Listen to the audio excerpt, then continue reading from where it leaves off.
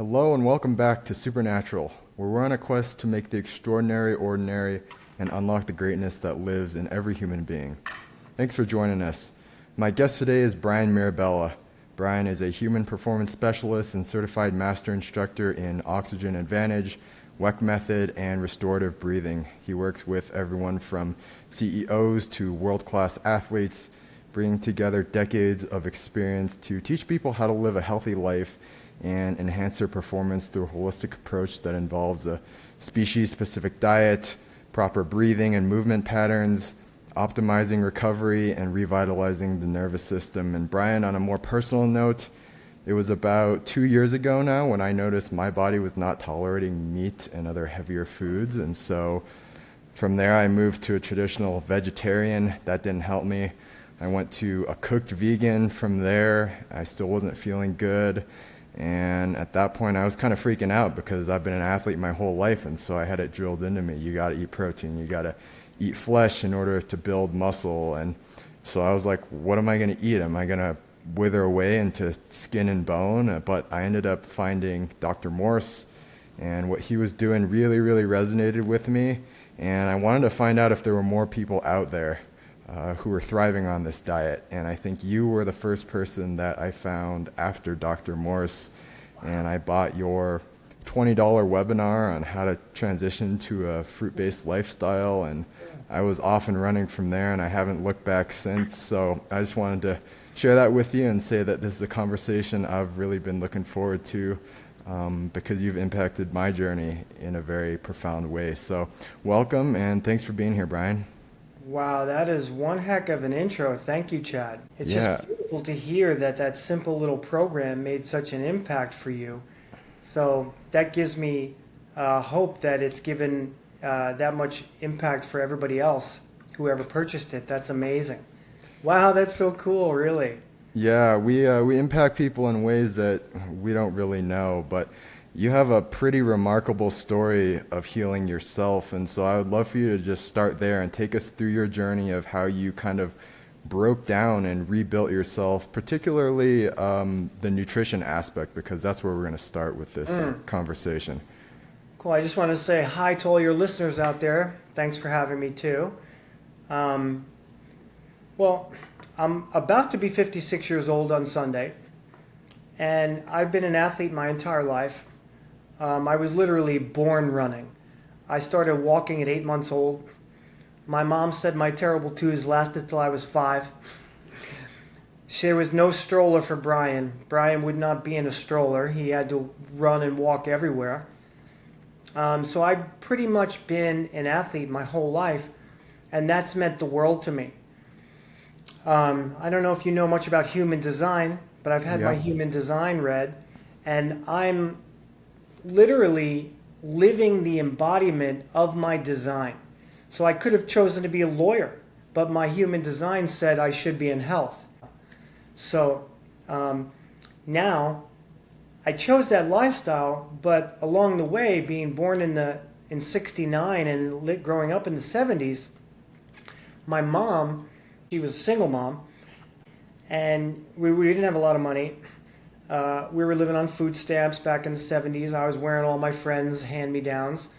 And she was a smoker. And she smoked all through pregnancy. And her mother, who had 3 children, smoked all through 3 pregnancies. So we could talk later about this, but the lymphatic system is porous. And whatever chemicals or toxins you ingest, they get stuck in you like a sponge. So I was literally born dirty because my iridologist, who's a Dr. Morse trained general, Magdalena White, she says my eyes are blue. And I'm like, what? She's like, underneath there you have blue eyes. But I didn't start really learning from her until about a year ago. Prior to that, I went out on my own and I started learning myself. But let me catch you up, my life. So I was an athlete from the moment I was 5 years old. I was playing baseball, pee-wee football, got to high school, started playing football, started wrestling. I fell in love with wrestling, but I grew up fighting my whole life, being in the Bronx and being small of stature at only 5'6", which I'm now 5'4" and 5/8 because wrestling gave me scoliosis, so I shrunk, which we could talk about because now I'm actually decompressing because of what I'm doing now, and I am going to get taller. I'm going to get my height back. And then from college wrestling, I became a personal trainer. So I started lifting weights when I was 13 because my idols were Sylvester Stallone and Arnold Schwarzenegger. Arnold had just won the Olympia in 1980 for the 7th time, and he put out an encyclopedia, so everybody wanted to look like Arnold. We didn't know he was on steroids. So I started lifting weights at 13. So at 13, I was already compressing my spine with linear movements by putting bars on your back and deadlifting and bench pressing and creating this type of motion. And then your spine's just going to get destroyed. And then I wrestled. And I was hurt a lot in wrestling because I already had fascial restrictions happening. As a wrestler, you're spent over. Your head is up. So you're never going to breathe completely. You're always going to breathe with your shoulders because you're in a fight or flight you're doing a fight or flight sport because it's painful and it's aggressive. So you're constantly fighting for your life. And that destroys your nervous system. You know, none of the people who are wrestling now realize that because they're young and they feel like they can do anything. But the human body is not, just because it can do something, doesn't mean it's supposed to do something. Right. And this is what I've come to realize. So then I became a personal trainer and I started really heavily lifting weights. And I wound up squatting in competition 600 pounds, drug-free. I was always tested because I always had this body ripped to shreds. And I was also eating massive amounts of protein. So I grew up eating tons of protein. My mom didn't even breastfeed me.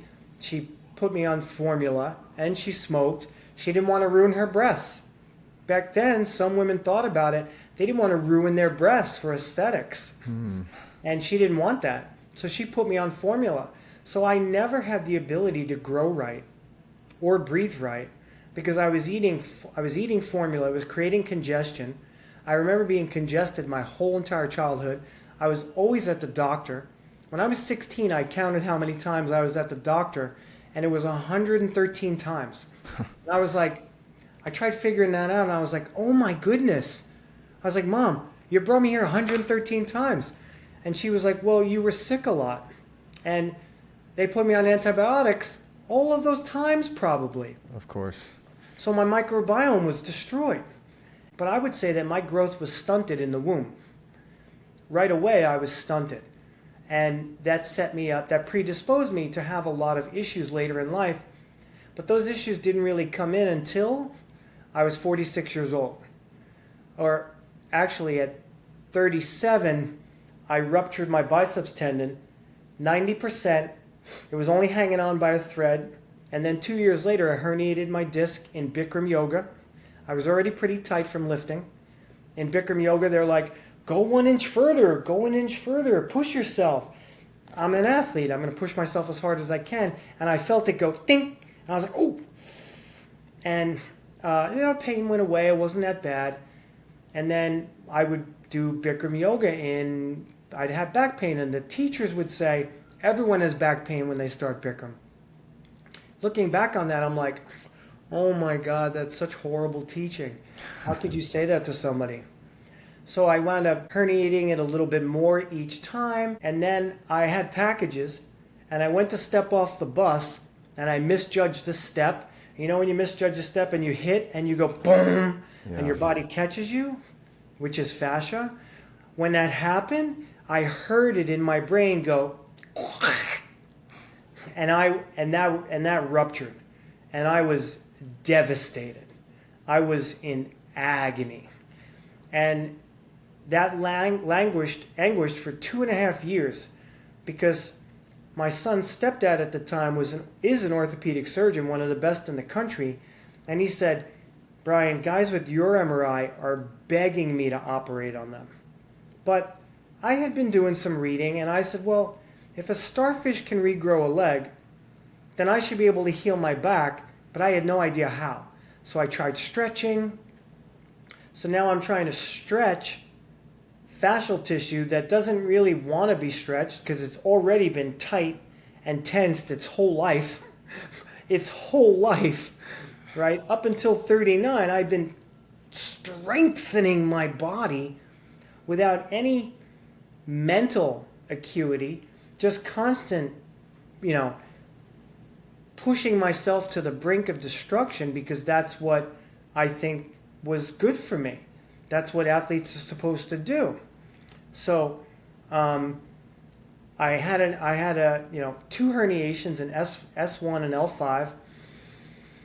I wound up 2.5 years later. I wound up finding the Anatomy Trains by Thomas Myers. I went to a seminar in Cape Cod, and during the seminar, it really hit home with the things that Eli Thompson was saying. And I was like, "Wow, Eli, should I come to Boston and get work done by you?" And he said, "I have a better idea. There's a woman in Manhattan where you live, and she's a master teacher, and you should see her."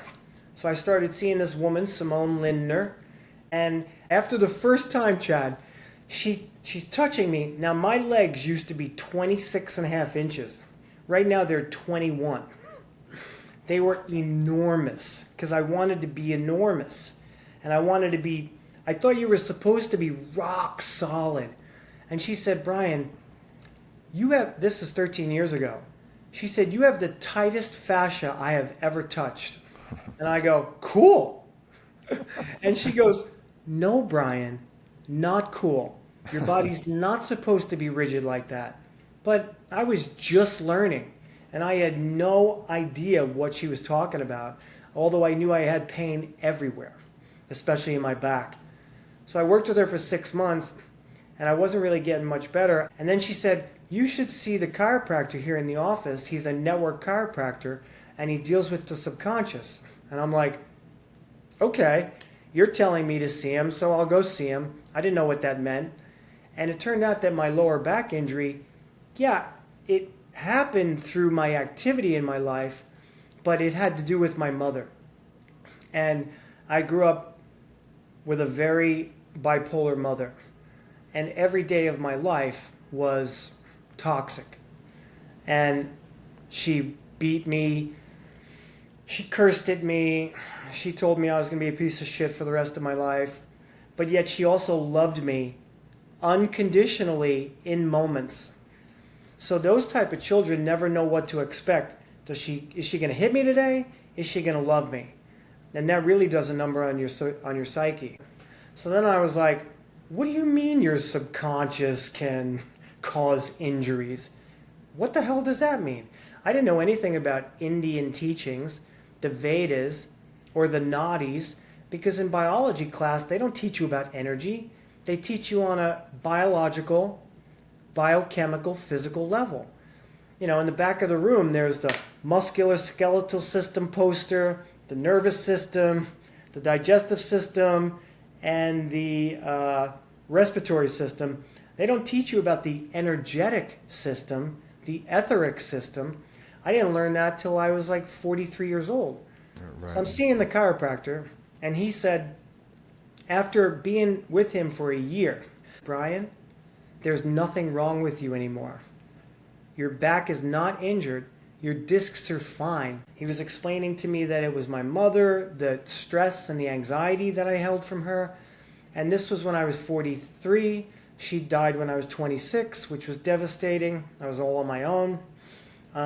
So I had all this trauma emotionally, and then all of the physical trauma I did to myself, and then all the allopathic trauma from the antibiotics, and then all the toxins that you breathe in the air in a polluted city that's bankrupt in the 70s and 80s.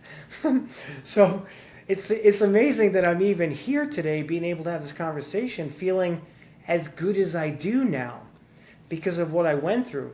But because I'm a wrestler and I have a very strong determination, once I started to really buy into this, I continued to buy into it and I continued to look for modalities that were non-allopathic, more Eastern traditional modalities.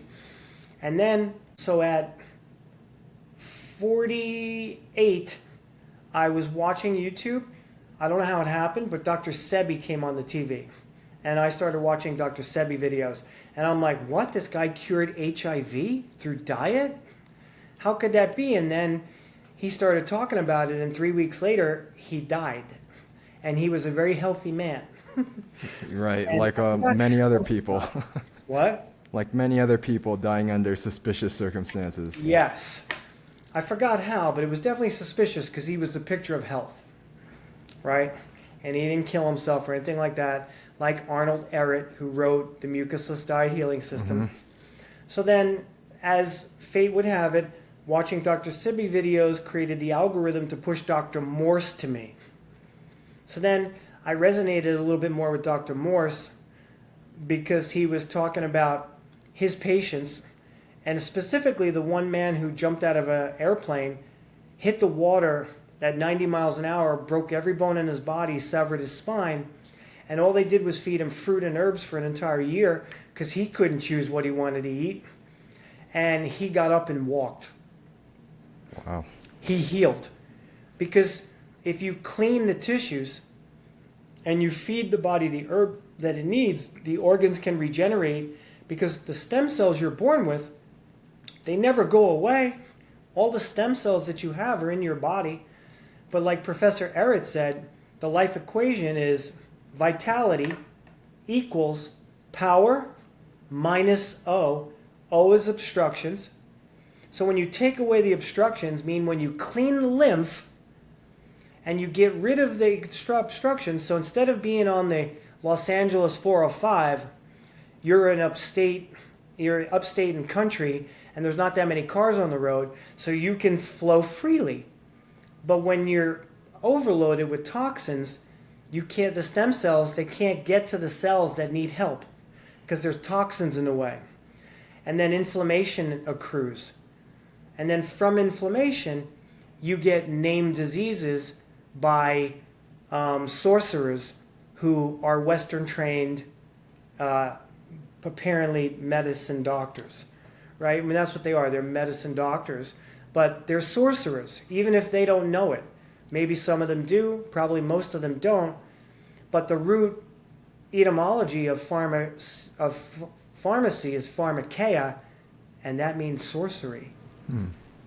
I didn't know that. Now, these things are not debatable because all you have to do is look at it, and they trick us with words and spells.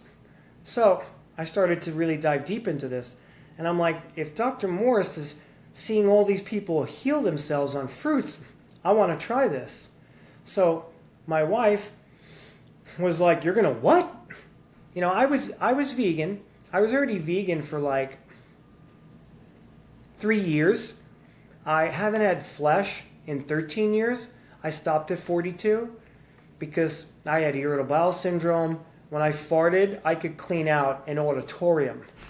I mean, I stank so bad, my armpits would stink. I had night sweats every night. I couldn't sleep. I was an insomniac. Things were really bad. And as I was getting to be that age, so after I started learning from Dr. Morse, I just watched hundreds of his videos. And I was like, all right, I started learning it. But I'm not an iridologist, and I'm not an herbologist. So I was going on his website and buying herbs that I thought would be good for me, and I was mixing and matching. And I think that actually hurt me because it really affected my teeth. Because if you cleanse too fast and you don't cleanse transitionally, all the toxins that come out in your body can affect your healthy cells. So for people out there, you can't just go on a fruit diet. You have to have somebody who's trained. But I went fully fruit for 6 months, and every single night I would have a raw, dehydrated vegetable wrap. And I would make my own guacamole, nothing in it, just guacamole, some herbs, and no spices, because I was trying not to get stimulated. And I was allowing myself to feel like I was eating. So for 6 months, Chad, all I had was fruit during the day. And every single night I had the same exact meal. At the time you were seeing an acupuncturist, correct? I'm getting to that. Yeah. I love this part of the story. Yeah. So 2.5 years prior, I had a different acupuncturist who was brilliant. And she said to me, within 5 minutes, she listened to my pulse. She said, stick out your tongue. She said, Bryan, men like you have a heart attack in your 60s and die. And I went, what? I was like, look at me. What? Look at how I look. How could you say that? I'm a picture of health. And she said, no, you're not. She said, do you sleep well? I said, no. She says, when you pee, does it burn? I said, yes. She said, when you're finished peeing, do you feel like you have to keep going? I said, yes. She said, when you go to the bathroom, is it easy for you to go to the bathroom? I said, no.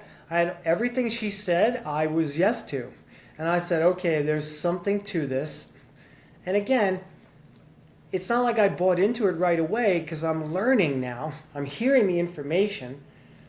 But me as a wrestler, again, I was like, well, that's not going to be me. I'm not going to have a heart attack in my 60s and die. I'm going to do what I can. So I was with her for 2.5 years, and then she said to me in the middle of a session, she listened to my pulse. I said, my hands are freezing in the winter. I can't keep them warm. My feet, my hands. And she said, she made 2 mistakes. Number one, she told me that I was predisposed to die, even though it worked for me. You don't tell a brainstem that right away. And she said, you have Raynaud's disease. And I said, what's that? And she said, well, it's a blood disorder.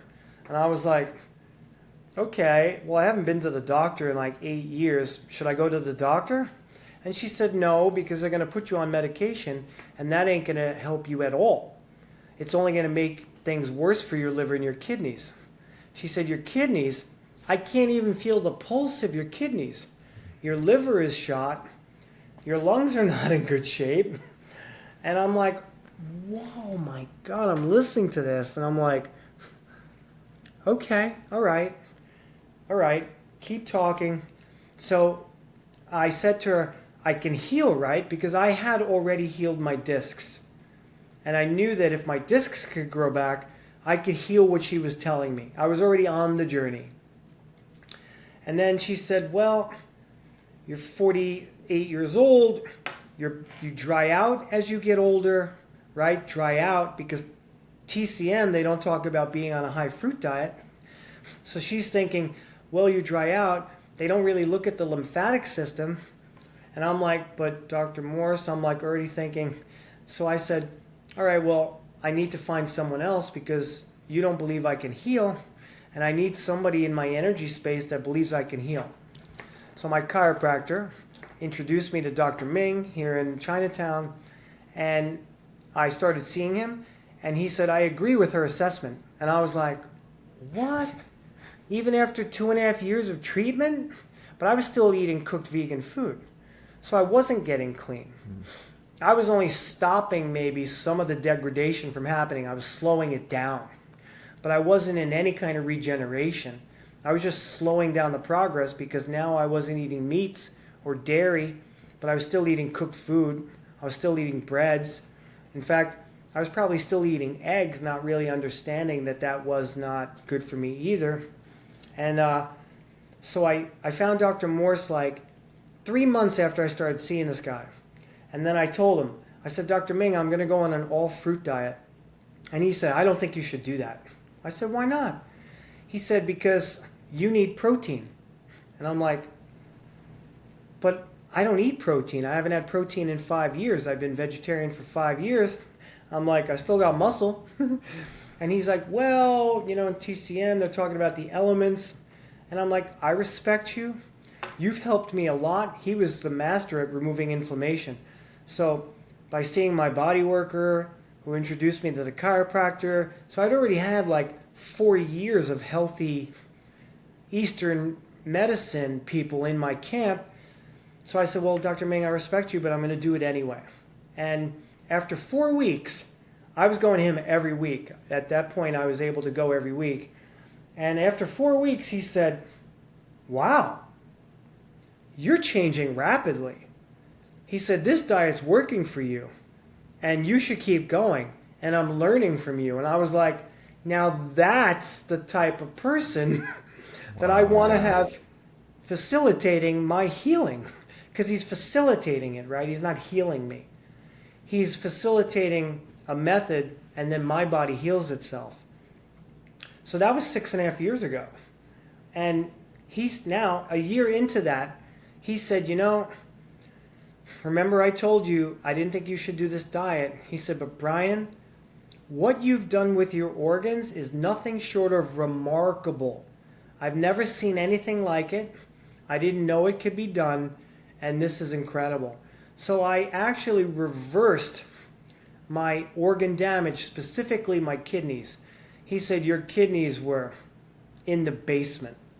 They were not functioning. But they don't really tell you these things, right? She did, but he has a different approach because he's Chinese, Qigong master. So, but I want to know these things because it motivates me. But, I understand brain stems can't hear that. So I've been on that journey now for 6.5 years, and he says that I'm strengthening my primordial chi energy. He said, I've never seen anybody do that, especially from where you've come from. I was just hoping to help you not get worse. So 6.5 years later, I'm still on the diet. Do I have cooked food? Am I fully fruitarian and raw food? No, because my wife isn't even vegan. So maybe twice a month, I go out with her and I'll have salad on the menu. It might have vinegar on it. I normally, when I make my own salads, I use lemon, lime, and orange for my dressing, and herbs. So if I go out, because I know my organs are in good shape, I'm like, you know what, 1 or 2 days is not going to kill me. I don't need to label myself a raw foodist. I don't need to label myself a fruitarian. What I want to do is not even think about the future.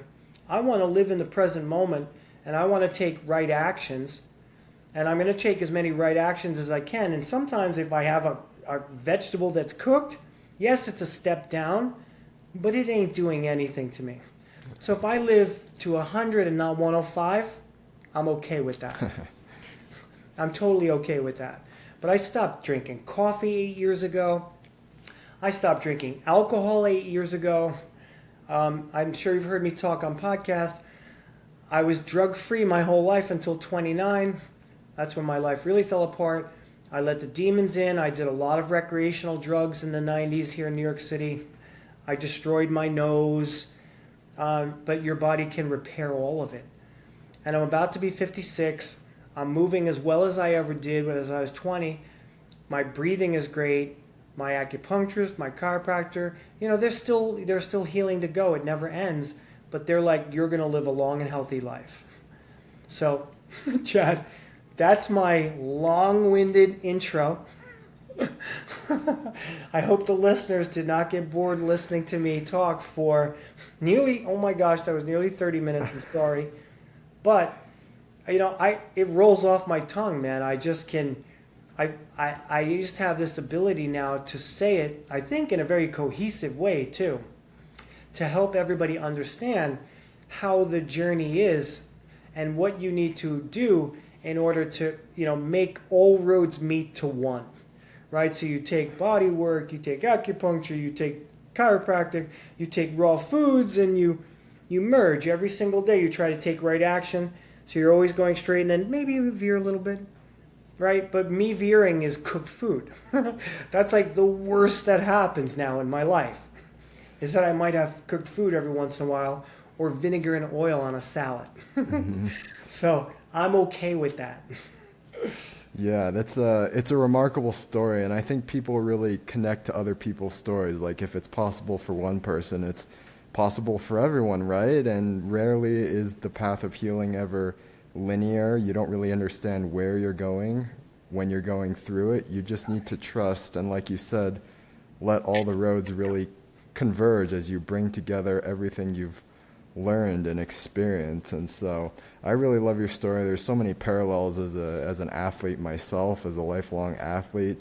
But I want to touch a little bit more upon the diet. You talked about the transition and how you need to be responsible. You can't go on to this sort of thing too fast because of the cleansing reactions that you'll see. And this is when people fail on these types of diets. But I think the idea of using fruit to cleanse the body and regenerate is a very shocking concept for a lot of people. So can you kind of just lay that out real quick? Why fruits, and build us a case for what you call a species-specific diet?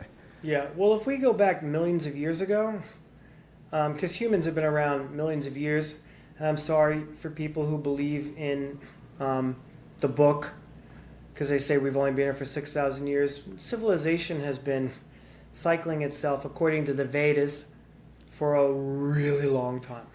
Yeah. Right? There's always been some form of human here on the planet. And if the evolution theory of tectonic plate movements is correct, we were one continent at one time, and it was tropical. And we were living in harmony with the earth and animals even. And the first form of consciousness was probably flowers. You know, everything was plants and grasses, and then flower came. And the flower is like, excuse me for this word, but like the ejaculation of a plant, that the consciousness of the plant gets so high, it makes a flower. And then from one flower come millions of flowers. And then from flowers, you're going to get trees that grow bright, vibrant, fibrous fruits that have structured water in them. And that water inside the fruit is been electrolyzed by the sun. It's got phytonutrients in it, and it doesn't require insulin when it's consumed. So that means you digest it like that. It goes right through you. And if there's any toxins in the system, fruit is astringent. Because it doesn't require insulin, that means that when it goes through you, it pulls with it anything that doesn't belong inside the lymphatic system. And then the stem cells can do their job by committing apoptosis for other cells. So like, there wasn't fruit everywhere. We would have to walk miles and miles and miles. And this is where intermittent fasting comes in, fasting itself, because we would find an orchard, and it would just be one orchard. There wouldn't be blueberries, strawberries, and raspberries. There would be miles of blueberries. And then the hominid would gorge himself, herself, whatever, on all these blueberries, and then they would meander. They would meander somewhere else, just walking the earth with their feet on the ground, being fully connected, maybe hearing messages from the earth, right? Because they were fully connected, like the indigenous tribes who could speak and hear the messages that earth was giving to them. That's how they knew to do ayahuasca. How would you know to do a vine unless you got communication? Right. So then you'd have to walk, maybe you didn't eat for a day or two. So during that time, your body would have to go into ketosis to keep you alive. So it would then run on the fat in your body, but that's an emergency system. That's not a system you want to live in. It's a system that your body developed because the next orchard might not be for a day or two. And then you might come up on a banana orchard. And then you'd have to bite into these things. And you had really strong teeth, like Weston Price talked about, of the African tribes, with their really wide jaws and their ability to breathe. And, but they lived to 100. 100 is not very long because they were meat eaters. So they were not eating their species-specific diet. They had already succumbed to killing food and sentient beings. But back then on Pangea, we were eating the fruit, consuming the seeds, and then we would poop the seeds out, and then the orchard could grow somewhere else. Do you know the book Return to the Brain of Eden? Yes, I read it. By Tony Wright? Yep, I think I heard your recommendation, and I read that. I read Man's Higher Consciousness, yeah. Fascinating. The three most important books in my life are Return to the Brain of Eden by Tony Wright, Man's Higher Consciousness by Professor Hilton Hotima, and The Mucusless Diet Healing System by Professor Arnold Ehret. Absolutely. And if you learn those three books, then you will be on the right path. Mm-hmm. So, we already had the big brain. That's what they don't get. Science wants to tell you that we developed a big brain by eating meat. But if you go on Google Scholar and you type in brain size, you'll see that the human brain has shrunk over the last 10,000 years. And when did society start? Somewhere in Turkey around 10,000 years ago, we started creating camps. And then we started growing wheat that was not indigenous. And we started putting foods in our body that created mucus and stagnation. And then we started living shorter lives. And then all of a sudden we started killing our food. And our brains have gotten smaller. So anytime you see a study that says your brain you learned to make fire, well, you had to learn to make fire before you learned to kill. And the reason you were able to do that is because fruit is the perfect neurochemistry for the brain, because that's the way Earth designed it. It was designed to be eaten, to fall to the ground, to have the animals and the hominids to eat it, to proliferate itself around the Earth, and then you wouldn't be aggressive. In fact, most of your free testosterone would be bound. And if your free testosterone is bound, you're going to be in more harmony. And I used to be very aggressive. I was a very aggressive person. I wrestled and I ate rotted, desiccated meat. And it made me aggressive. And then I was stimulated all the time from these meats. And stimulation means you're going to do stimulating things, or you're going to act in a stimulating way. And I believe that that's not what was happening. We evolved, or forget even evolution, we adapted on fruit. And then when the continents started to slide and drift, and some of us got pushed into higher climates, we had to eat whatever the hell we could. And then we started to eat other things. So that's where that came in. And if you watch Stanley Kubrick's 2001: A Space Odyssey, you're kind of young. Have you ever seen 2001: A Space Odyssey? I have. In the beginning of the movie, I don't want to ruin it for people, but in the beginning of the movie, they show you that the animals lived in harmony. And then something happened. Something appeared. And the animals touched it. And the next time they came to the watering hole, they came with a club. And they started killing each other. So we've been manipulated on a level that we're unaware of to be not nice, I want to call it. Yeah, that's a great analogy. And I would even go so far as to say that we were originally designed to eat fruit, because I think the biggest tell with that is you can look at any species anatomy and physiology and you can tell exactly what they're going to eat, and no species is as confused as human beings about what they should eat. Lions eat what lions eat, birds eat what birds eat. It's just us who have kind of lost our way. And I think if you look at something like the fruitarian chart or the frugivore chart that kind of compares all the different anatomies between herbivores, omnivores, carnivores, you can't really make an argument that we were designed to eat meat. So I think you would probably agree on that. Now, most people who are familiar with this type of diet are familiar with the concept of alkaline versus acid forming foods. You talked about it briefly, but it's the acid byproducts that really harm the body, and it starts to wreak havoc and manifest in disease and stagnation. But a question I've always kind of had is, when we say foods are acid forming, what's actually happening? Because I understand that the body will do everything it can to keep the blood pH.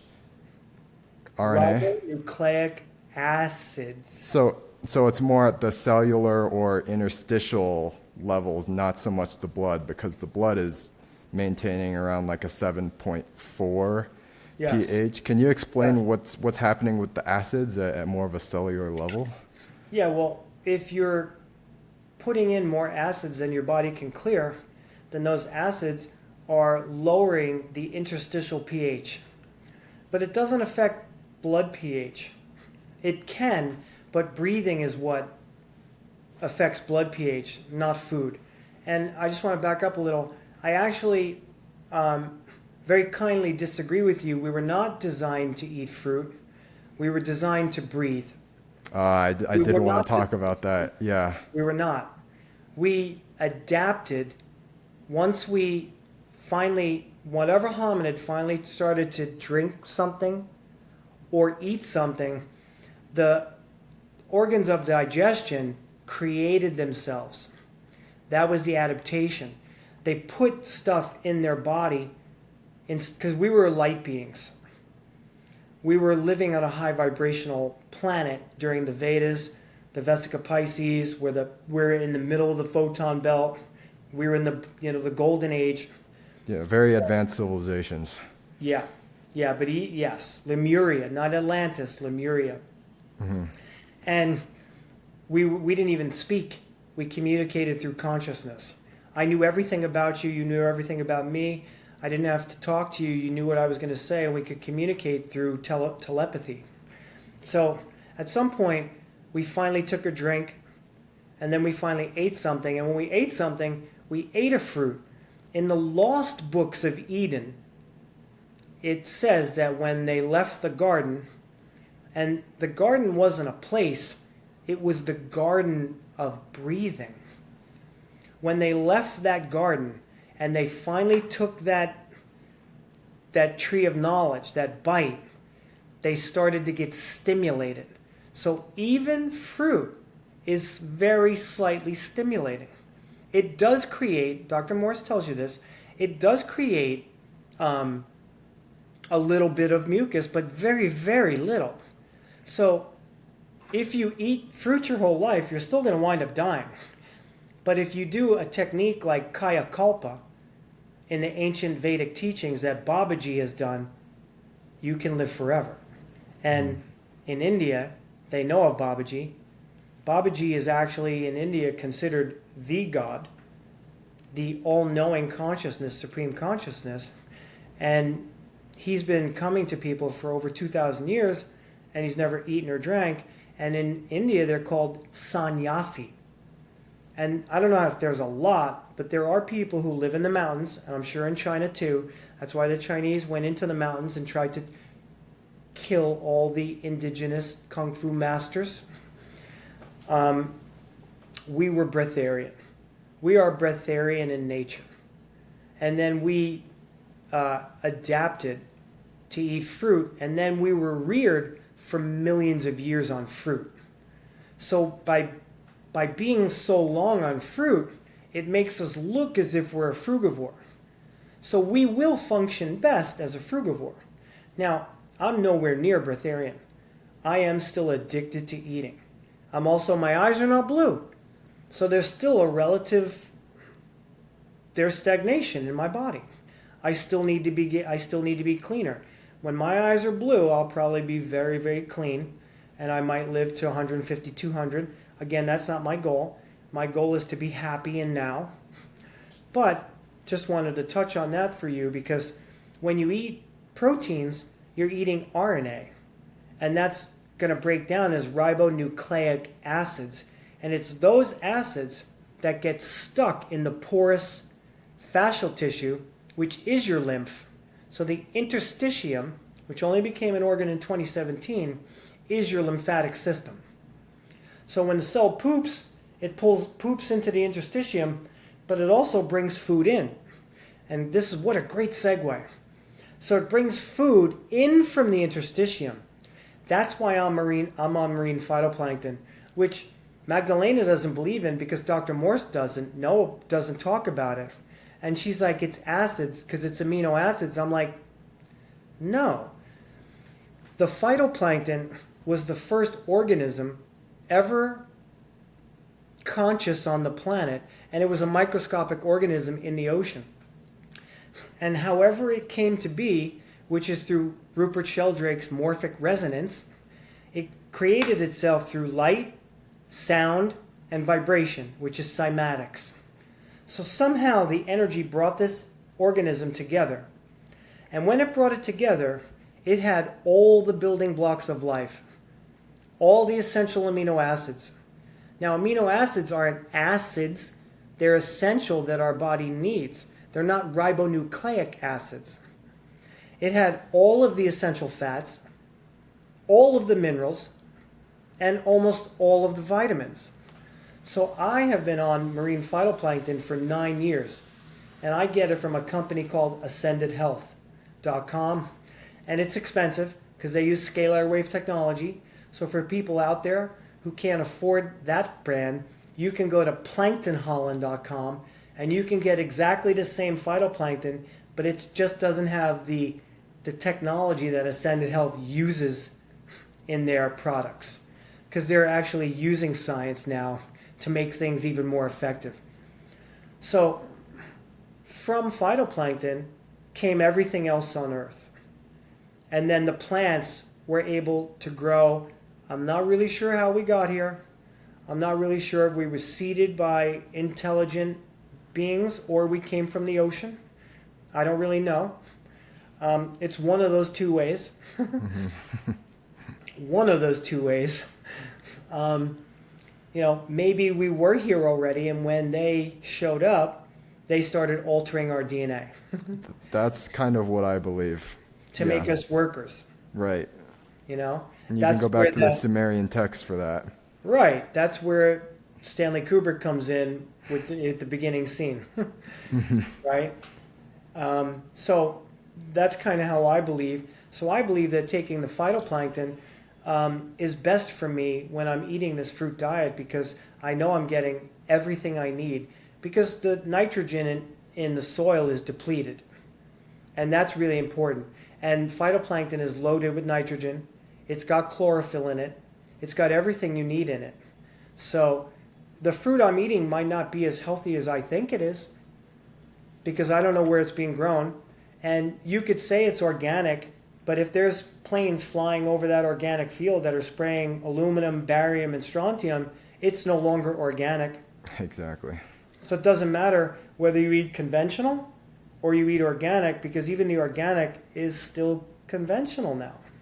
Mm-hmm. But these things are going to change, because we are moving into a new earth, and nothing can stop what's coming. Yeah, absolutely. And very important point with the breatharianism too. Thank you for bringing that up.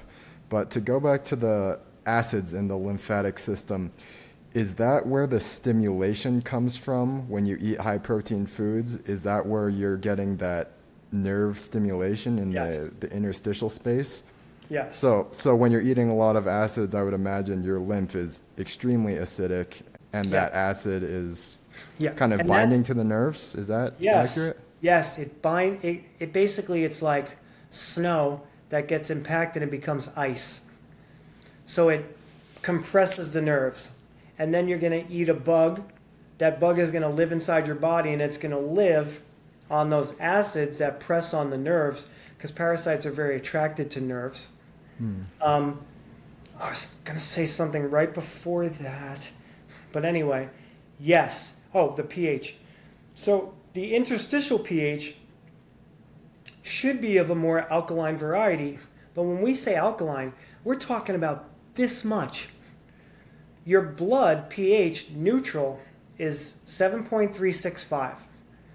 And alkaline is 7.465, which is very, very minuscule. Very minuscule. It's just a little.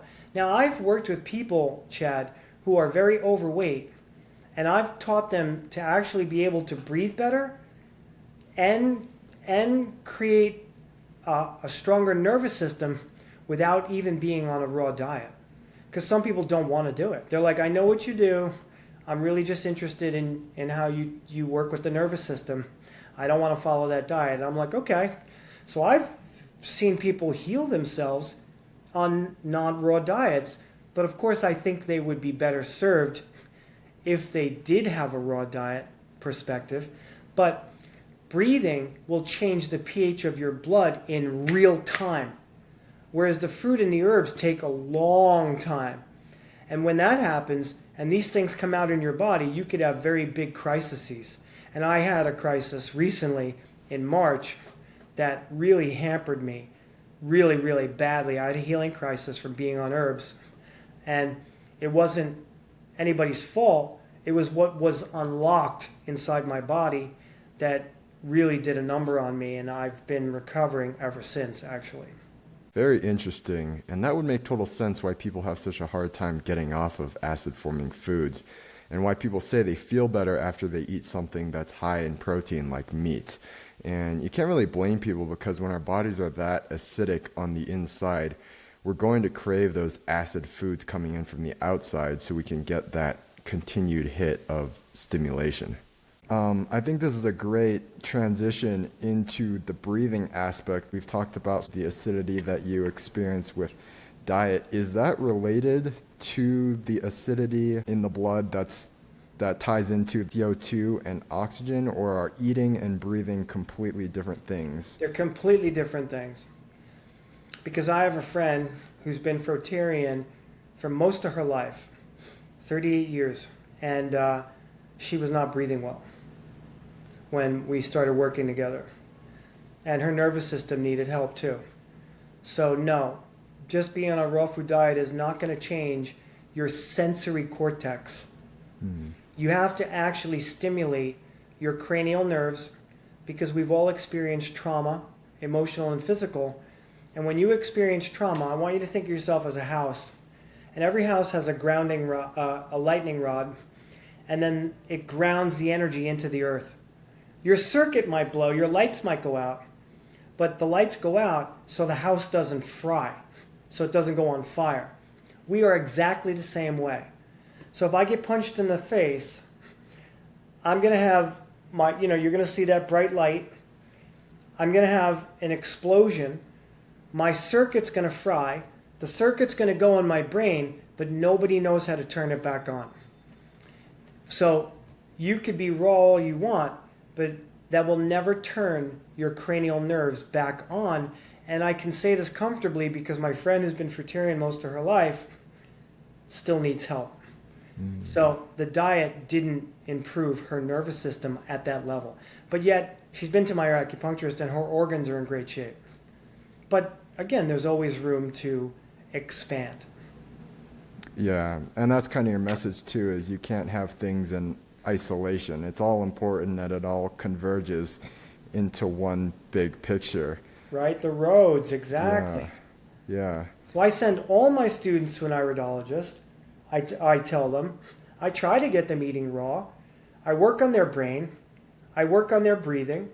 And then that's it, because the raw diet, so 100 years ago, they would call this nerve the pneumogastric nerve.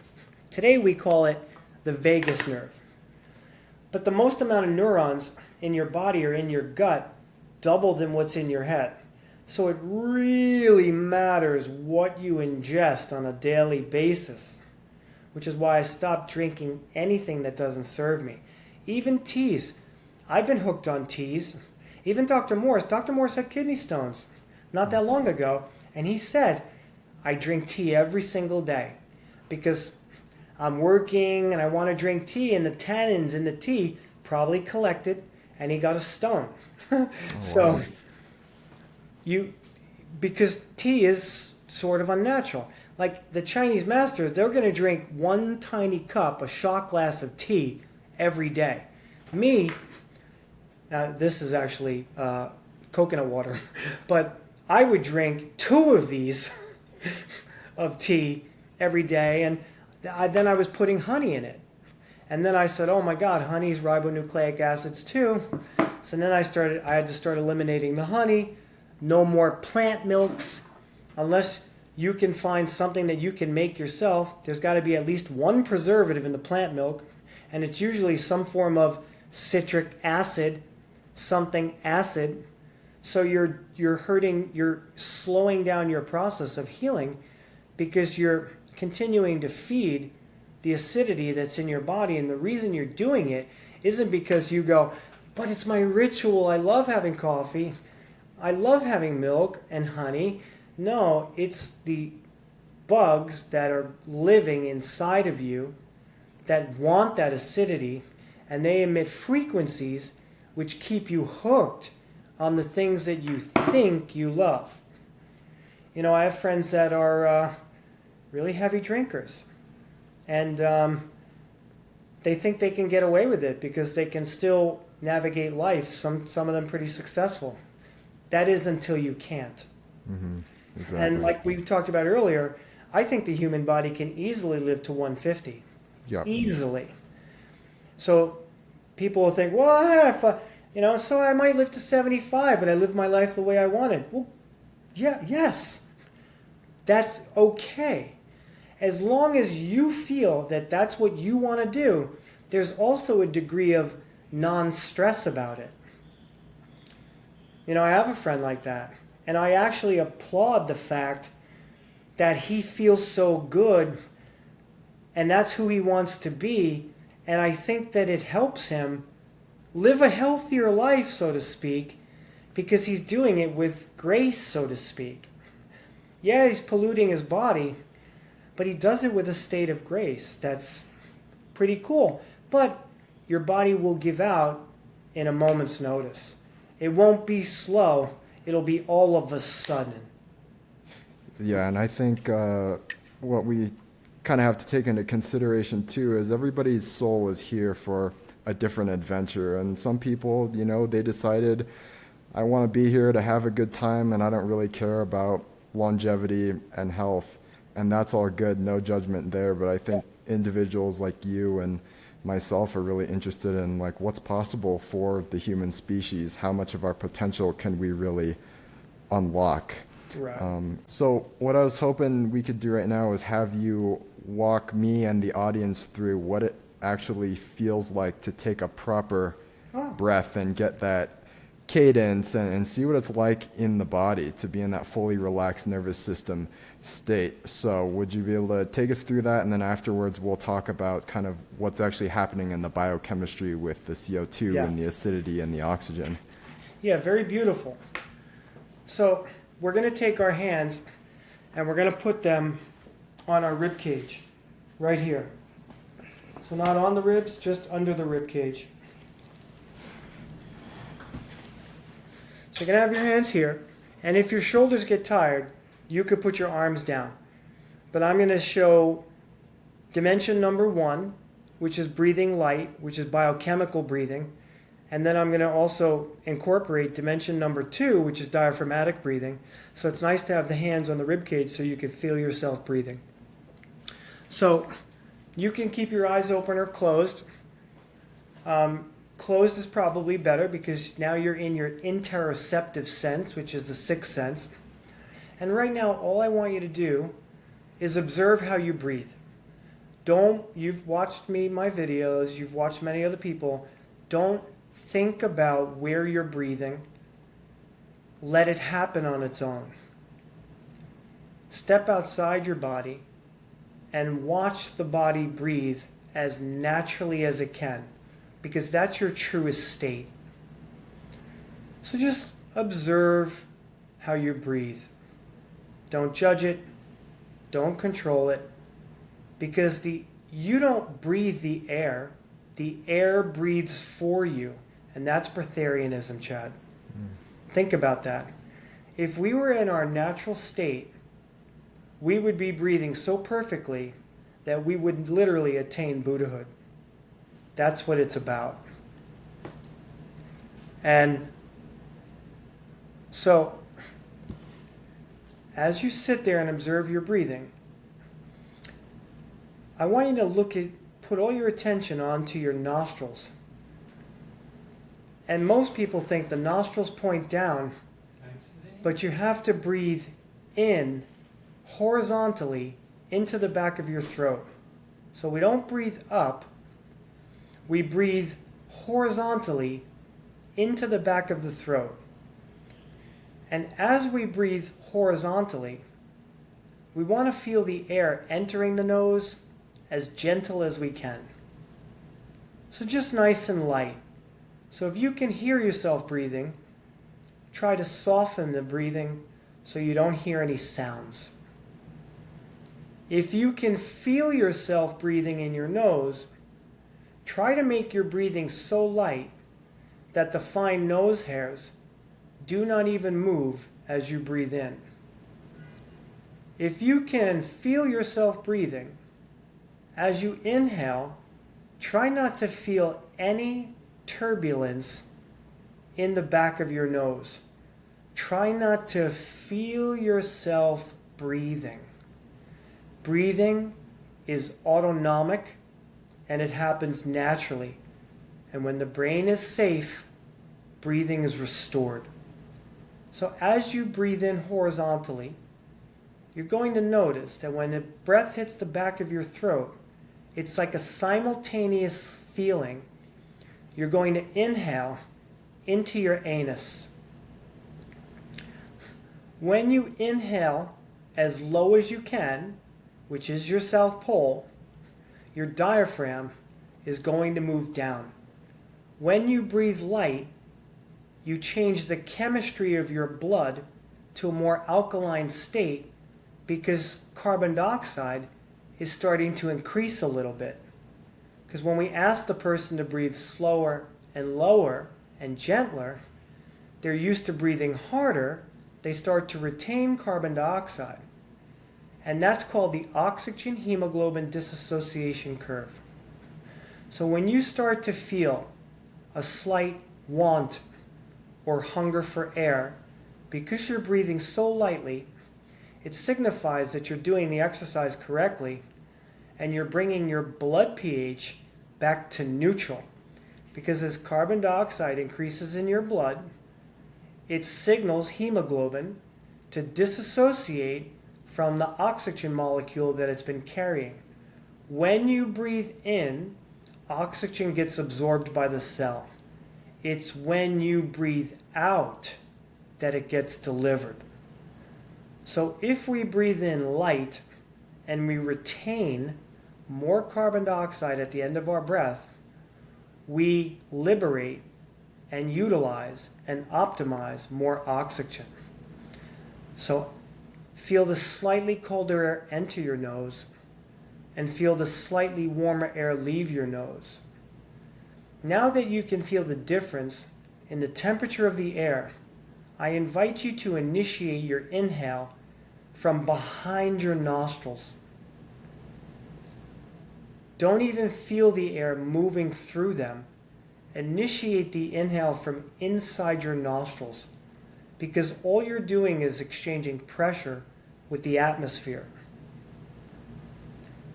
The air is already in your nose. You're not pulling it through, it's already in there. So if you initiate the inhale from inside your nose, you're going to breathe so slow, so gentle, and so light that you're going to create turbulence inside your nose. And your paranasal sinuses are going to secrete the miracle gas, nitric oxide. And the nitric oxide, as the oxygen's being discombobulated and humidified inside the sinuses and the turbinates, the nitric oxide is going to combine with the oxygen molecule, and you're going to bring more oxygen deeper into the lower parts of your lungs than you ever have before. So breathe so light that the fine nose hairs in your nostrils barely move. However, if you feel any feelings of discomfort coming on, before you have the actual feeling of discomfort, you should breathe in more air.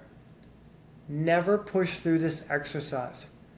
You'll know if you're breathing so light that you're starting to feel discomforting. And as soon as that feeling happens, stop the exercise, or you could throw people into a panic attack.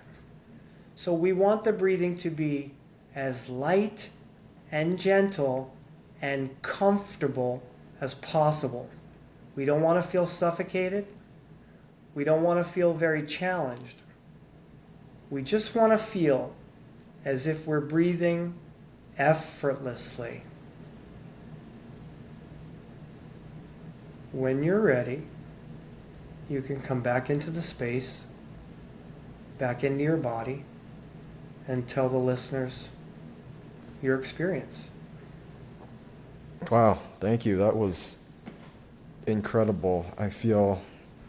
Trying to describe how I feel. I think the best way I could describe it is like a simultaneous relaxation and energy, both at the same time. It's like this mental clarity where it's not like a stimulated energy, it's coming from like deep within, if that makes sense.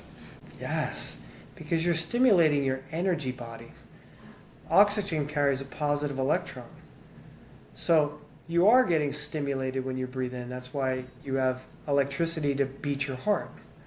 But that would be as little stimulation as Earth provided for us. Would be just a stimulation of inhaling oxygen is enough to keep us alive. And that's in Man's Higher Consciousness by Hilton Hotima. And he gives you the science of the energy that supports the body to, if you want to say, feed itself. I actually can't explain that. I don't have that vernacular down to explain it. I can't explain breatharianism, but it's in Hilton Hotima's book, but I haven't memorized it.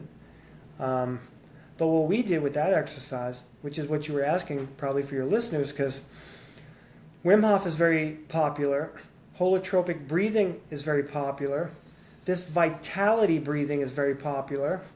There's a large growing number of breathing instructors now, just like yoga instructors in the 80s and 90s. Now everybody's becoming a breathing instructor, but they're doing hyperventilation techniques.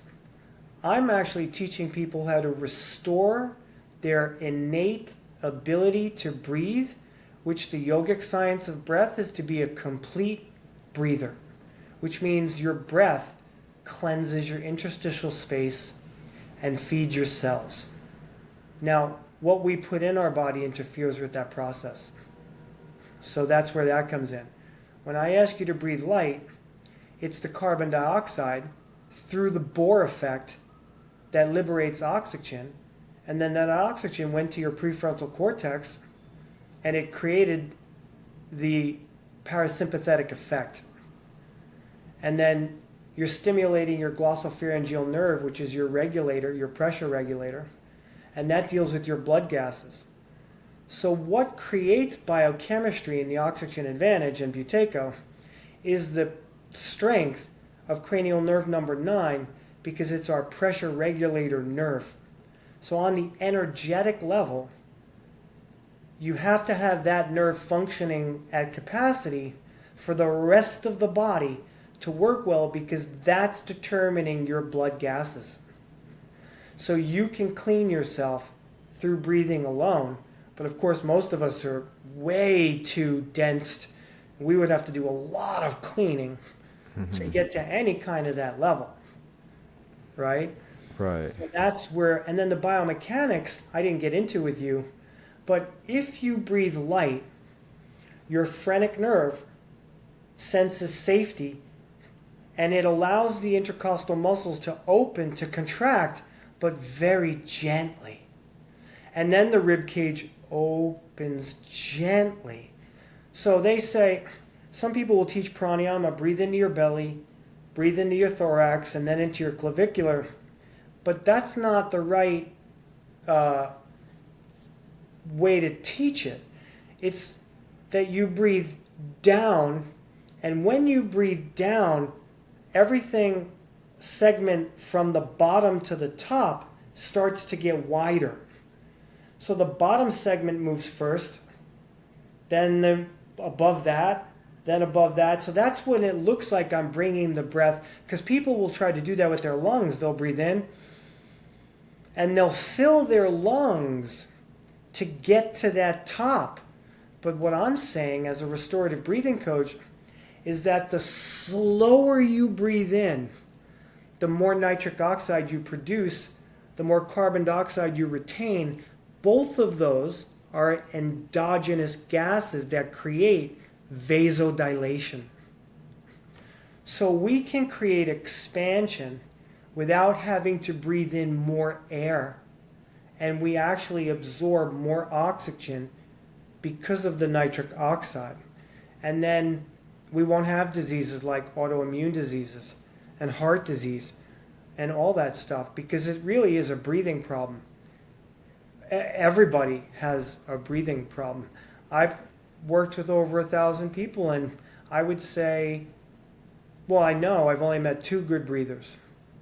And then maybe 99.5% of them are breathing actually poorly, because the world around us is taking you out of your harmony, and you don't know it. So now everybody goes, no, this is great. We have social media, we have texting. Oh my God. It's just keeping you constantly stimulated. I'm a part of it because this is what I do for a living. So I'm a part of that, but I do also spend time alone, and I don't even call it meditation. I call it breathing. Mm-hmm. I like in Autobiography of a Yogi, Yogananda would go over to Lahiri Maheshai, and they considered him, the Indians had a lot of saints, but Yogananda's guru was supposed to be as close to the Buddha as possible. And that's who Yogananda, got trained by. And he would walk up to him, he'd be sitting still, and they would look at him, and they would say, he's not breathing. So I can explain this to you. It makes sense to me. So when he wasn't breathing, he was fully exhaled. The exhale doesn't mean empty lungs. It means, because the lungs should never fully empty, there should always be a degree of elasticity left. So he would breathe out, and the reason he stopped breathing was because his tolerance to CO2 was through the roof, because his cranial nerves were connected to the source. And he was a power generator, so his CO2 levels didn't increase. So he was regulating pressure, so his blood gases would stay like this. And his blood pH was probably at the perfect level. And then when he needed to breathe, it's because it went from here to here. Because his breath wouldn't be, it would be like I was trying to teach you. That next breath would be, remember, he's in meditation. The next breath would be almost unintelligible to the human eye. And then they would breathe out again and not breathe in again. That's the Bohr effect. That's what we're trying to achieve with light breathing, with breath holding. We're trying to achieve a state that when you're at rest, even if you live in New York City, when you breathe out, you should not need to breathe in again for a certain amount of time. But almost everybody is in and out, in and out, in and out. That is stimulation. And that's what allows or disallows you from seeing the truth of who you truly are. Yeah, it's the opposite of what we've all been told pretty much with breathing, that, as you described, it's the CO2. And if I remember, the Bohr effect, it's the relationship between acidity, CO2, and oxygen. Is that correct? So when if we're increasing our tolerance to CO2, and that CO2 reacts to form carbonic acid, if I remember right, isn't that driving the acidity up and the pH down? Is that counterproductive to what we want? Or is it over time we're rebalancing the internal environment of the body? Yeah, are you speaking at it from a breathing perspective or breath holding? Is it different? Yeah, because in breath holding, we're causing that to happen. We want to acidify the blood, because when carbon dioxide goes up and oxygen goes down, they release hydrogen ions into the blood. And that's what acidifies the blood.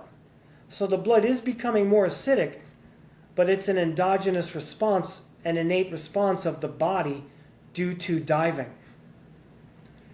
So we naturally have adapted that as that blood acidity is increasing, our body is actually buffering acid by making pyruvate and water. It's actually creating water, and it's learning how to buffer the acid as it rises.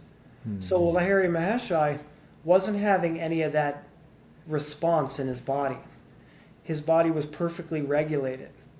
What's happening for us is that as the ions go up and down, the breath hold starts to come on because you're increasing your lactate. But the longer you can hold your breath, the higher lactate threshold you'll have. And when you have a higher lactate threshold, your blood pH is more neutral.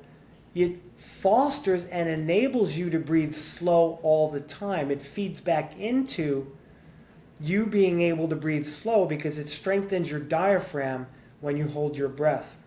Your breath recoils. But you don't have to struggle to do it. You just have to do challenge. You work up to a challenge of a breath hold, but of course you need to be guided, right? So it's never trying to hold my breath for as long as I can, set records.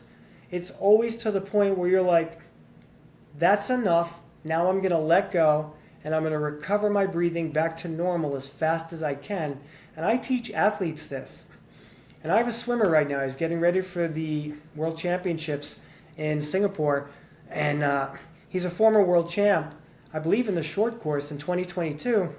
And he has not really touched those times since then because he's been training like an animal. Because as you get better, you train harder. And that has actually corrupted his breathing. And he told me that when they were getting ready to do intervals in practice, he would get nauseous. So he would get nauseous because he was already over breathing for practice because nobody taught him how to breathe. So his breathing was already not great. You would say, what? He's an Olympic, a world champ. But when you go through the assessments of how they breathe, you go, wow, people can actually be Olympians and still be breathing bad. Yeah. Like, that's when I go, holy shit, wow. I'm like, I get a lot of Olympians, and I'm like, well, he's really not breathing very well. So you can still navigate and still be a world champion. You know, that's why anybody can be taught how to breathe better. It doesn't matter how poor your breathing is, because even the best of the best are poorly breathing. So now he can hold his breath for 3 minutes. Wow. And when you can hold your breath for 3 minutes without feeling, because lactate's rising, so that's stress. You're adapting to the buildup of acidity, which is stress, but it's called a hormetic stress. So it's progressive. So each time, it's like, unfortunately, the analogy I have is because I live in New York, it's like getting a heroin addict off of heroin and giving them methadone, but in the opposite reverse. So each time I'm giving myself a stimulant of being stimulated from holding my breath, but I'm not challenging it to the point of killing myself. So I can actually use that stress, that stimulated stress, as a really progressive thing that can make me feel all day long happy and have mental cognition and be mentally acute in the moment. Like, I don't want to get high on my own supply. I want to teach people how to live high through their supply. Yeah, I see. So the acidity, you're only going to see a rise during something like a breath hold, but doing those breath holds is kind of increasing that threshold and helping us adapt so our normal breathing patterns change. And through normal breathing, light and slow, that's where you're going to see the internal environment of the body really change over the long term. Okay, I see. Bingo. That was got it. Beautiful what you just said. Got it. That's the plan. We're going to create the body's environment to self-heal because it knows already what to do. Makes total sense. And I did want to ask you about what you brought up earlier with things like Wim Hof and holotropic. I think everybody in breath work is familiar with these. Can you explain kind of what's happening in the body when you do something with a hyperventilation, when you're exhaling CO2 very strongly? Yeah. Well, on an energetic level, you're losing ions. That's to make it very simple, and there's science behind it. So you're losing ions, you're losing energy, because you're removing the precious gas carbon dioxide. So when you do a hyperventilation technique and you off gas, you lower CO2, and then the oxygen stays bound to hemoglobin inside the red blood cell. So I'm hyperventilating and I'm starting to have an ethereal experience, but at the cellular level and at the energetic level, I'm actually hurting myself. I have to then try to heal from that. Right? I have to heal from that because it's not natural. It's not the natural state of the body. And people are profaning the mysteries of breathing by adding in those things. And I'll actually give the information from The Inner Bliss of Fire by Lama Yeshe. And he said monks have to be initiated for 2 to 3 years before ever learning the hyperventilation technique. So that means you have to be a master breather. And if you're a master breather and you're a complete breather, when you hyperventilate, then you know how to change the acidity of your body, you know how to change your brainwave states, and you can use it as a tool. But it's not to get high. It's to have an experience of the truth. Right? But people, they get addicted to the stimulation of the breathing. So as the ions drop and the carbon dioxide lowers, you're not getting any more oxygen to your brain. So the way I do breath holding is on the passive exhale without any, like they do 30 hyperventilation breaths in Wim Hof. We don't have to do any of that. All we have to do is go breathe out and stop your breath. That's all we have to do, right? So we don't lose any CO2. So you can get high on your own supply. That's what he's talking about. And you can get stimulated, but then you're a seeker. And you're not going to have it internally because you can't recover from the carbon dioxide loss. Every time you do a hyperventilation breath in Wim Hof, you hyperventilate for 30, you hold your breath either in or out. I think now they're doing it out, but they used to do it in when I started 8 years ago. And then they say, okay, your carbon dioxide's going up, so now afterwards you let go. You do another 30 hyperventilation breaths, but you never recovered the carbon dioxide you lost from the first set of hyperventilations. Because hyperventilating prior to the actual holding of the breath removes so much CO2 that when you hold your breath, they think, well, the longer I can hold my breath, the more CO2 goes up, the more I'm recovering. But no, you lost it at the base level. So the breath hold itself can't recover itself. And then every time you hyperventilate, your CO2 levels go down, down, down. And that's your end-tidal CO2. And that is for life. So when you breathe out passively, the most important blood marker is EtCO2, end-tidal CO2. And you can't measure it. You need to be on a machine. You need to know how much carbon dioxide is left in your blood at the end of a passive exhale. And I'll give you a little. When I started my Lois Laney Restorative Breathing program, which has catapulted me in my ideas now of breathing. As an Oxygen Advantage Master Instructor, I thought I knew it all. And then I learned brainstem breathing from Lois, who's a god in the neurology world. She's been doing this for 40 years, and she's got her method. And her method is all based on intuition and creating a parasympathetic environment of safety, because the brain can only transition from a place of safety.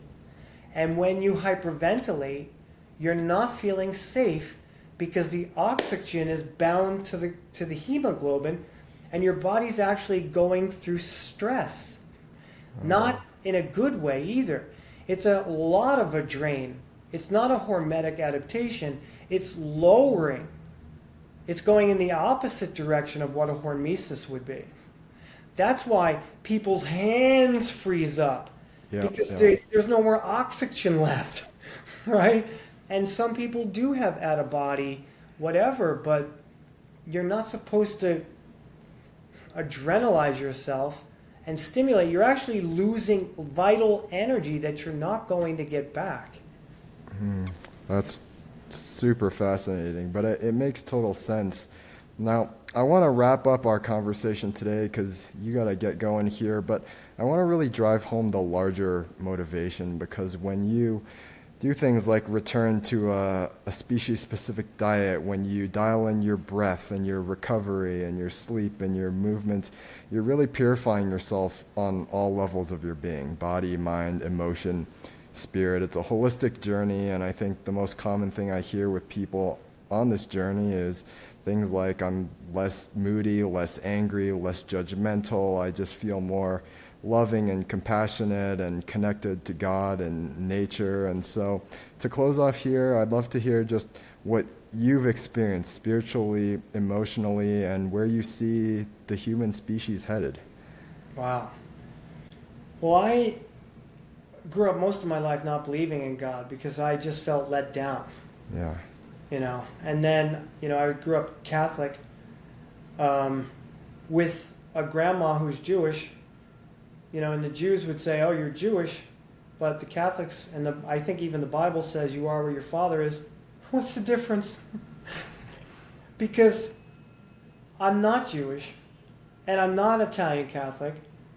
I'm a human being, and I have connection to everybody on the earth. So there's no my people. There's all of my people, So from that perspective, I try to look at it from, I've done entheogens. I've done bufo alvarius. And I don't know if you know what that is, but... I'm not really familiar with it, no. Okay, so I've done an entheogen, and it's called 5-MeO-DMT. It's bufo alvarius. Oh, so DMT. Yeah, but DMT from the Sonoran desert toad frog. That his sweat glands, they can scrape the venom off the sweat glands, and then they crystallize it in the sun. And then when the human, you vape it. And when I tell you that you experience God in all its totality, I kid you not. It was the most... You can't describe it in words. But what happens is you have an ego death. And they know this. This is even on 60 Minutes. They said that DMT shuts down neurons called, they label them the ego neurons. So when the left side of the brain goes to sleep, the right side wakes up, and that's your God brain. And that's what he talked about in Return to the Brain of Eden, right? We're giving the body in through food now, right? So I'm switching from the entheogens. We're giving that body that high vibrational food that is talking to the right brain. So that's why it's Return to the Brain of Eden. And then when you're on this substance, when your right brain shuts down, you release energetic blockages. You can release entities that are attached to you, because you immediately become the vibrating soul you are. You immediately get connected to the energy of the universe. And that's why people say, oh, it's God, but God is just pure, divine, what I felt, loving energy. And it was tantric energy. I felt a little bit turned on by it, but not that kind of turned on. I was like, and I was experiencing this. I was like, oh my God, I'm experiencing real tantra.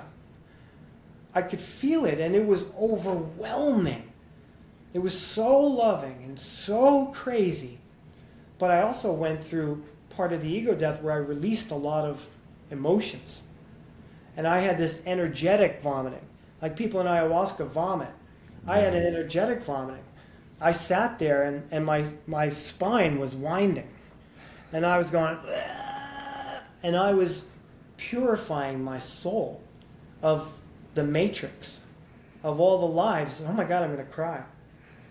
Of all the lives that I've lived that did really bad things, that took left brain, left action actions. Like the Buddha will call it, there's just right action. There's no right or wrong. If you have that experience of always making the right decision that never harms anybody or never contributes to suffering, then that's who you want to be, and that's how you become awakened. The Buddha never said anything about God. Never. So when I was on this experience, it taught me a lot about breathing and nervous system, but I also came back to a body that still needs healing. It didn't purify me in the way, but it showed me other aspects of reality. And when my eyes opened, I could see the hologram. You would have been, not even like now, you would have been more beautiful and more vibrant because I would see nothing but the purest energy behind you, because they're not shamans. There's a psychologist here in New York where he travels a lot.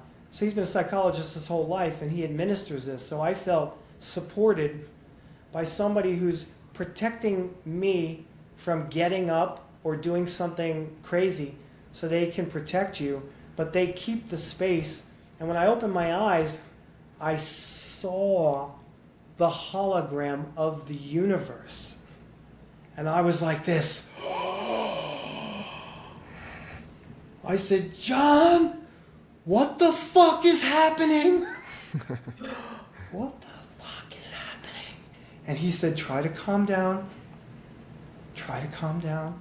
And they normally don't say anything, but I was overwhelmed. Forget about mushrooms. I was overwhelmed at what I was experiencing. And then in another journey I did, I became Buddha, but not that Bryan Mirabella is going to all of a sudden one day become the Buddha. No, I attained Buddhahood. I felt in my psyche when I came back that I had been the Buddha. I had the experience of being the Buddha, and I think we all have. Yeah. We've all had the experience of being the Buddha because we've been here for so long. So long. Your spirit has been constantly reincarnating because it's in the loop of the matrix. They show it to you in the movie. And the Vedas taught us about this. That's probably where they got it from. We've known this for millions of years. You know, that we are manipulated on a higher level. Yeah. But you can break free from that, you know? Yeah, I think that's the takeaway message is some of the things that we're carrying around with us energetically, it runs deeper than we could ever imagine. But what a privilege to be able to work through it in this lifetime and remember who we are and wake up in the matrix. And the work that we do, it's not just for us either, it's for the subsequent generations of humanity, that we no longer have to pass on our toxic genes and toxic blood and our subconscious beliefs and our emotional wounding, that those beings can come in with a cleaner slate because of what we've done to improve ourselves. So any final thoughts, Bryan? And you can let people know where they can find you and what kind of offerings you have right now as well. Thank you for asking. Well, I'll give my final thoughts after I get this silly stuff out of the way. My website is quantumfitness.org. My Instagram handle is breathverse with an underscore in the middle. So breath_verse. I'm not really on any other social media except for Instagram and my own website. And I work with people one-on-one. I also have a platform that I've created that's got, you were on it. You did one of the programs. Yep. And it's got 8 different programs on there. And it's only $33 a month. Because everything I learn, I've tried to put into video. And then you make it affordable for people, so that's how I can give back. So there's a tremendous amount of information on there. You could spend a year on there and spend very little money. And I even have a program that's a 6-month breathing program. So it teaches you how to assess yourself, takes you all the way through to become a master breather, and then the brain program. So you can learn brainstem breathing. There's a movement program on there. There's a diet program. And that's how I work with people, because now I'm taking all those roads and I'm molding them to my road. And this is how I express myself. And I appreciate anybody who joins the platform or hires me as a coach, because I give my all. And then my final words, it's always hard to, talk about what you have. So I try to make it accessible. And then I also have a private Telegram group that goes with that. So then people can answer questions for life. So like, we're all family. So once you might even do 1 month of 33, but if you join the group, you're in the group for life. Mm-hmm. So I wouldn't even think of telling people to leave, right? I'm trying to create a heart-centered community. Like you said, how eloquently you said about the space we're moving into. So I want to contribute to that. And my final words are that you have to learn how to master your nervous system, because you don't realize how stimulated you are. And there are really concrete things that people can do that can help them create harmony, to keep it very simple, because we've already gone into the science.